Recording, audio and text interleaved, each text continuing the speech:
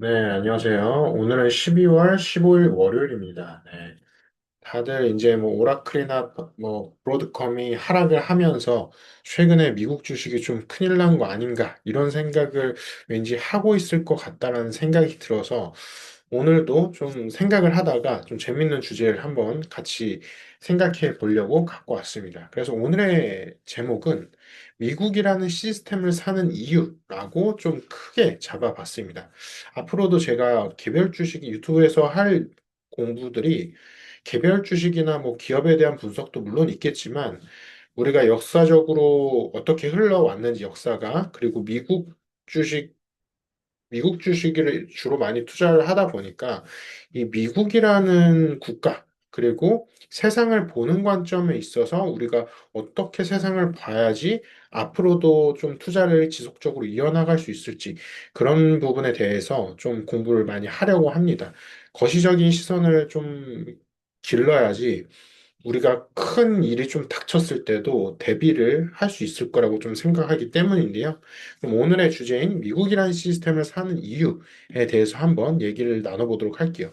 제가 부제목으로는 장기 투자자가 미국을 떠나지 못하는 진짜 이유라고 한번 선정을 해봤고요. 애플도 엔비디아도 아니다. 우리가 사는 건 미국이라는 구조다. 라고 한번 생각을 해봤습니다.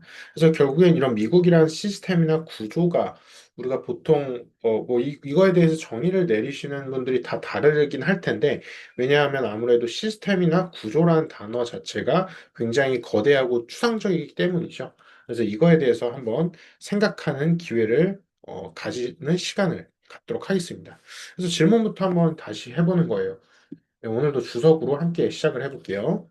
그래서 그럼 결국엔 미국 주식 투자를 한다라는 거는 우리가 무엇일까라고 생각을 해보는 거예요. 그래서 어, 미국 주식장이 한창 좋아지고, 뭐 한국 주식도 뭐 최근에 조금 좋았다가 약간 흔들리고 있는데, 어쨌든 이 미국 주식에 투자한다라고 우리가 일반적으로 들었을 때, 단순히 기업을 많이 떠올릴 거예요. 그래서, 근데 여기에서 기업이 아니라 우리가 조금 더 깊이 들어가 보는 거예요. 그래서 조금 깊이 들어가 보면, 우리가 투자하는 이 대상, 그러니까 대상이라고 하면 어떤 개별 기업을 많이 떠올릴 텐데, 개별 기업이 아니라 미국이라는 국가 시스템과 점점 연결성이 좀 더 깊어지고 있다라고 생각을 해주시면 될 것 같아요.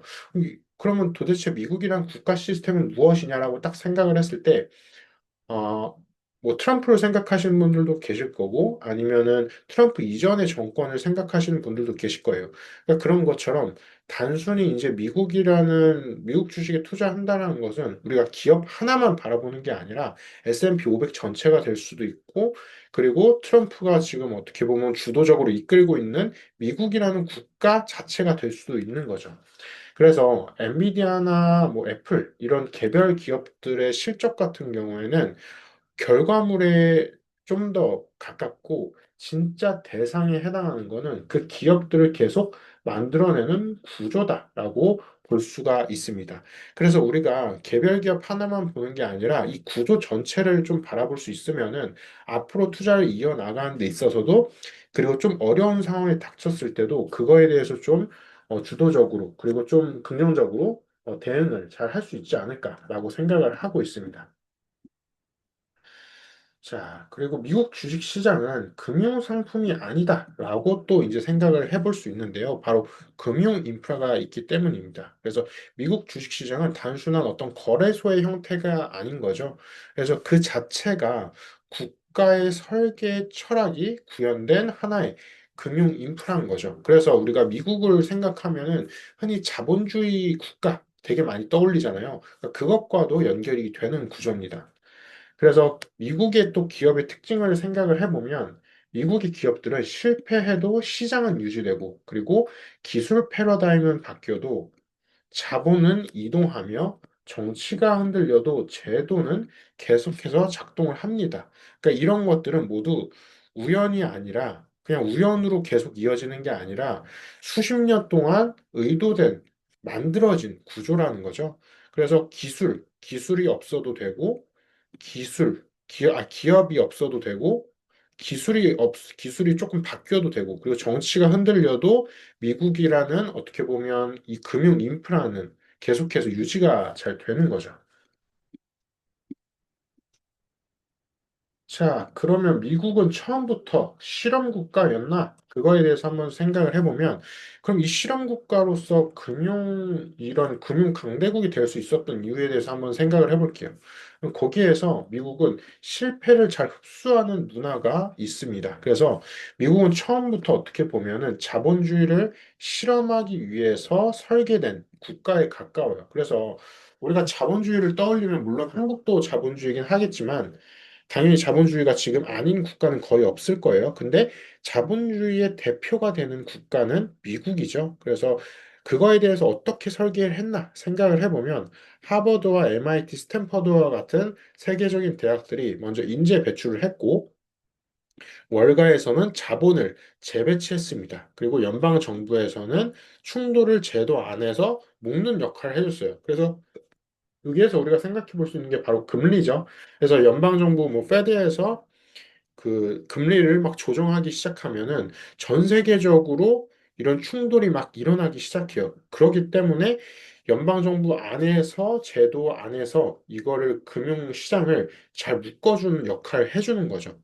그리고 하버드, MIT, 스탠퍼드 같은 대학교에서 계속해서 인재를 지속적으로 배출을 해왔어요. 지금 이 과정을 따라가고 있는 대표적인 국가가 지금 중국이죠. 인재 배출을 지속적으로 기술 인재를 배출을 하고 있고, 그리고 중국 내부에서도 자본을 재배치하고 있어요. 그리고 중국 내부에서 충돌을 발생하지 않도록 제도를 잘 만들어 나가고 있고요. 그 제도는 기술 제도나 뭐 AI를 적합하게 활용할 수 있는 그런 제도를 잘 만들어서 묶어 나가고 있죠. 그래서 지금 중국도 어떻게 보면은 실험을 어떻게 보면 몇 년 전부터 수십 년 전부터 이런 실험을 지금 해오고 있어요. 물론 한국도 해오고 있지만 그 실험이 제대로 어떻게 보면 지속적으로 그리고 작동하는 국가는 중국이 좀 더 앞서 나가 있다. 그리고 그거는 미국의 모습이 어떻게 보면 처음부터 설계돼 왔다라고 볼 수가 있는 거죠. 그래서 미국 투자는 기업에 대한 실적뿐만 아니라 이 구조가 지속적으로 작동할 것인가에 대한 판단에 우리가 투자하는 거다. 그래서 미국이 실패하지 않을 거다. 이 단어, 이 문장 안에서는 미국이 지속적으로 이런 실험을 이어나갈 것인가? 그게 판단이 돼야 돼요. 그래서 뭐 미국에 요즘 혁신이 없다 이런 얘기들을 하잖아요. 애플의 혁신이 없다, 엔비디아의 혁신이 없다. 이게 어떻게 보면 미국의 혁신이 없다와 이어지는 부분도 있는 거예요. 왜냐하면 그게 혁신이 이어져야지 실험이 계속 지속되고 그 실험이 지속돼야지 어떻게 보면 이 실패를 흡수하는 문화도 계속해서 지속되고 자본주의가 정상적으로 동작이 되는 거죠. 자, 그 다음으로는 겉으로 보이는 오늘의 미국 증시를 생각을 해볼게요. 그러니까 겉으로도 한번 보는 거예요. 이 겉으로 본 대표적인 미국 증시는 바로 S&P 500에 해당하겠죠. 그래서 최근 미국 증시는 좀 단순해 보이는데 AI 빅테크가 시가총액을 끌어올리고 있죠. 1위부터 거의 10위까지는 빅테크들이 다 잡아먹고 있어요. 물론 뭐 버크셔 해서웨이나 그런 기업들 빼놓고서. 그리고 S&P 500은 소수 기업 중심 구조입니다. 이것도 마찬가지죠. 1위부터 10위까지 AI 빅테크가 소수 기업들이 다 이끌고 있고 S&P 500도 거의 AI 빅테크가 40% 이상 이끌어 가고 있어요. 그리고 자금은 이걸 통해서 우리가 생각해 볼 수 있는 게 이 자금이 확실한 곳으로만 이동하는 이런 구조를 우리가 볼 수가 있습니다. 그래서 이런 숫자 아래의 구조가 훨씬 더 흥미롭다고 볼 수가 있는 거죠. 자, 그럼 어떤 변화가 있는지 한번 생각을 해보면 첫 번째 핵심 변화는 바로 성장보다 지배력입니다. 네, 지배력. 지배력이라고 하면 좀 이거에 대해서 뭐 경쟁이라는 단어, 독점, 그 다음에 뭐 독점도 있을 거예요. 네, 독점. 네. 뭐 독과점 뭐 이런 거 있을 텐데 바로 데이터 통제도 해당합니다. 그래서 과거에는 매출 성장률이 좀 주가를 설명하는 형태였어요. 근데 지금은 사실 되게 복잡해졌죠. 누가 시장을 지배하고 있는가가 핵심인데 사실 일단 시장의 넓이가 너무 넓어졌어요. 그래서 매출뿐만 아니라 이건 위에서 말씀드렸던 데이터도 갖고 있어야 되고 기술이 좋아야 되는데 그 기술에 대한 것도 단순히 기술이 아니라 소프트웨어하고 하드웨어까지 다 잘해야 되는 부분이 생긴 거죠. 그리고 지배를 해야 되는데 이 지배를 한다라는 거는 미국이라는 국가에도 속해야 되고 그리고 중국이라는 또 다른 국가에서도 판매량이 높아야 되고 그리고 한국과의 연계성도 요즘에 많죠. 반도체 부분에 있어서는 그리고 방산 분야에 있어서도 한국이랑 연결이 굉장히 많이 되어 있어요. 그렇기 때문에 요즘엔 시장의 복잡성도 복잡해졌고 이 지배한다라는 단어도 예전에는 그냥 미국 시장 안에서만 잘 해도 지배한다라는 게 있었어요. 대표적으로 구글이 있었죠. 구글이 전 세계 검색 시장을 지배하고 있었어요. 왜냐? 구글이 그냥 미국에서만 잘 해도 전 세계 그냥 검색 시장 다 먹고 있었으니까. 근데 지금 AI를 통한 검색이 나오면서 얘기가 조금 달라지고 있죠. 네. 그래서 플랫폼, 인프라, 데이터 통제력, 대표적으로 이 세 가지 통제력을 갖고 있어야지 프리미엄을 받을 수 있고 이 지배력이라는 단어와 연결될 수 있다는 거죠. 그러니까 플랫폼이라고 하면 뭐 어플리케이션도 있을 거고 그 다음에 뭐 웹사이트도 있을 거예요. 그리고 인프라라고 하면 데이터 센터, 대표적으로 데이터 센터나 아니면 데이터 센터를 지을 수 있는 땅도 있어야겠죠. 네. 그리고 데이터 통제력은 뭐 소프트웨어에서 데이터 없으면 뭐 말할 것도 없죠. 데이터에 대한 통제력이 있어야지. 데이터를 자체적으로 뭐 생산하거나 데이터를 고객사로부터 우리가 이렇게 잘 갖고 오거나, 그리고 해킹당하지 않고 데이터를 잘 조정을 하거나 그런 것들이 필요하게 해야겠죠. 그래서 통제력의 범위도 점점 많아지고 있다. 자, 두 번째 핵심 변화입니다. 바로 미국 기업 이퀄 글로벌 GDP다. 그러니까 미국 기업이 글로벌 GDP와 연결이 아주 밀접하게 돼 있다는 거죠. 그래서 미국 상장 기업의 매출 상당 부분은 이미 미국 밖에서 발생하고 있어요. 예, 대표적으로 애플이 있죠. 애플 같은 경우에는 중국에서의 매출이 굉장히 중요해요. 엔비디아도 사실 마찬가지였죠. 네. 근데 이거와 약간 동떨어져 있는 기업이 팔란티어가 있어요. 팔란티어. 예.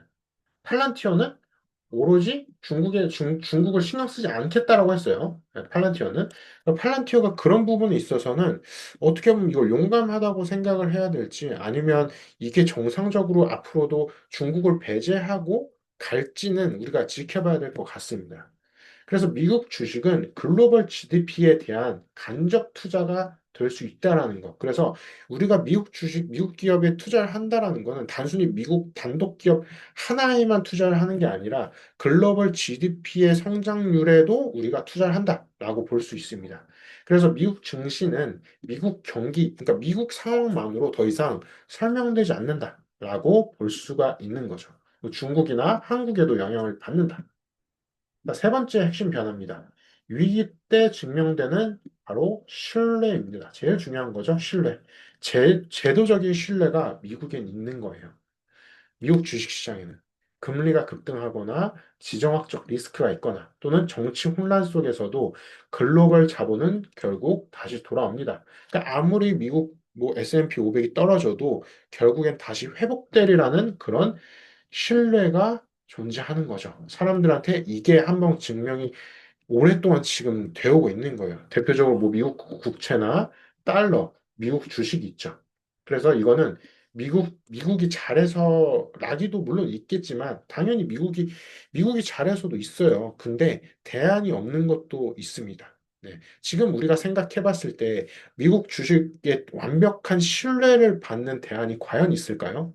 중국이 지금 AI 기술, 로봇 기술, 뭐 우주 기술, 반도체 기술 굉장히 뛰어나잖아요. 네, 지금 뭐 로봇도 지금 중국이 엄청 잘 만들고 있고, 근데 그렇다고 해서 우리가 미국에 있는 걸 다 빼서 중국에 투자를 할 수 있을까요? 그거를 못하는 이유에 대해서 생각을 해보면 바로 이 신뢰에 대해서 아무래도 제도적인 신뢰가 아직은 미국이 중국보다 뛰어나기 때문이에요. 이거는 스스로한테도 한번 물어보면 좋을 것 같습니다. 자, 그래서 해외 기관들이 왜 미국을 버리지 못할까? 이거에 대해서 한번 좀 깊게 생각을 해보면 구조적인 선택이 있기 때문이에요. 그래서 아이러니하게도 미국의 부채, 재정 적자, 정치 분열을 가장 비판하는 해외 기관들도 대부분 포트폴리오의 중심은 미국 중심이에요. 여기에 공통된 인식은 단순합니다. 그러니까 완벽하진 않지만 완벽한 주식, 완벽한 기업, 완벽한 국가는 있을 수 없죠. 근데 실패를 흡수하고 재정렬하는 능력은 아직까지는 미국이 가장 강력하기 때문이죠. 이 재정렬한다라는 것은 유연하게 이 시장을 움직일 수 있다. 그것도 존재합니다. 그래서 S&P 500에도 편입되고 편출되는 기업들이 계속해서 나오잖아요. 그런 것처럼 이런 재정렬하는 능력이 미국이 굉장히 강하기 때문이죠. 그래서 AI, 반도체, 국방, 에너지 전환에 있어서도 미국은 속도, 자본, 그다음에 규칙 이 세 가지를 동시에 갖고 있습니다. 네. 그래서 어떻게 보면은 미국이 이 세 가지를 갖고 있는데 중국 같은 경우는 속도 굉장히 뛰어나죠. 자본도 굉장히 많아요. 근데 규칙이 조금 다르죠. 그래서 이 규칙에 대한 신뢰가 굉장히 중요하다라고 우리가 볼 수가 있습니다. 자, 그래서 미국 투자는 결국에는 신념의 시스템이다라고 볼 수 있는데요. 바로 자본 이동과도 연결되기 때문입니다. 그래서 미국 시장, 그러니까 우리가 가장 믿고 있는 그런 시장에 대해서 한번 생각을 해보면 바로 이 신념이 중요하답니다. 오랫동안 믿고 따르는 그런 신념, 믿고 투자하는 그런 신념인 거죠. 그래서 거기에는 실패해도 다시 도전할 수 있는 믿음, 이게 다 녹아져 있고요. 그리고 자본은 가장 효율적인 곳으로 이동한다라는 신념.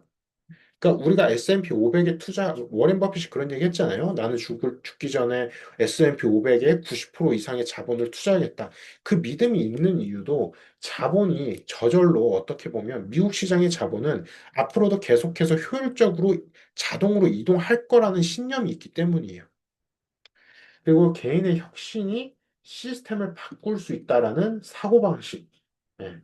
대표적으로 이거 개인의 혁신이라고 하면 뭐 일론 머스크나 뭐 마크 주커버그 같은 사람들 그런 개개인의 어떻게 보면 사람들이 기업을 만들어서 시스템을 만들고 시스템을 어떻게 보면 더 효율적으로 바꿔줄 수 있다, 바꿀 수 있다라는, 그러니까 할 수 있다라는 그런 사고방식이 미국에는 계속해서 증명이 되고 있다라는 거예요. 네. 그러니까 이거는 AI 그게 아니라 AI AI 그 기술뿐만 아니라 어떤 기술이 새로 개발되더라도 그 기술이 혁신으로서 개발이 되고 결국에는 시스템으로 이어지고 그리고 그게 어떻게 보면 나라 전체 그리고 자본을 바꿔줄 수 있다라는 그런 사고방식이 있다라는 거죠. 네. 그래서 미국 투자는 단기 예측이 아니라 신념이 계속해서 유지될 것인가에 대한 질문이라고 볼 수 있습니다. 자, 그래서 왜 여전히 미국을 투자를 할까? 그렇게 한번 스스로 질문을 던져보면 일단 장기적인 시야가 굉장히 중요하기 때문이죠. 그래서 한번 오늘 기준으로 생각을 해보는 거예요. 만약 앞으로 10년간 단 하나의 자본 시스템만 선택해야 한다면 나는 어떤 국가의 시스템을 선택할 것인가? 그래서 완벽하진 않지만 가장 많은 실험을 허용하고 네. 실험을 한다라는 것보다 허용한다라는 게 중요하다라고 볼 수 있습니다. 실험을 많이 하는 나라는 어떻게 보면 중국에 가까울 수도 있어요. 근데 개개인의 좀 유연한 실험을 허용해주는 나라, 그리고 가장 빠르게 실패를 교정하고, 네. 이거는 중국도 교정을 잘 할 것 같아요. 물론 허용을 할지 모르겠지만, 그리고 다시 가장 큰 시장을 만들어낼 가능성. 시장을 만들어내는 거. 그러니까 기술을 빠르게 만들고 그것보다도 더 큰 범위에서 생각을 해보면 시장까지 만들어낼 수 있는 그런 자본 시스템. 그거는 미국이라는 거죠, 아직은. 그래서 미국 투자는 확신의 문제가 아니라 다른 어떻게 보면 시스템과의 비교의 문제라고 생각이 됩니다. 그래서 자본은 결국에는 나라는 믿지 않습니다. 시스템을 믿습니다. 네. 그러니까 나라도 물론 중요하지만 결국엔 이 나라라는 게 국민으로 이루어져 있고 그 국민들이 어떤 시스템에 종속돼 있고 그 국민들이 어떤 시스템을 함께 만들어 나가냐 그런 것들이 허용이 돼야 된다라는 거죠. 허용이 안 되면은 시스템은 그냥 국가 어떻게 보면 주도적으로 그냥 국가만 만드는 그런 어떻게 보면 조금 음, 국가 주도적인 어떻게 보면 실험이 될 거예요. 근데 국민도 움직이고 시스템도 움직이고 국가도 같이 움직여주고 그래서 민간 기업도 함께 움직여주는 그런 유연한 시스템 그리고 그 유연한 시스템이 만들어진다라는 이 가능성까지 연결이 돼야 된다라는 거죠. 그게 바로 현재 미국을 만들었다라고 볼 수 있습니다.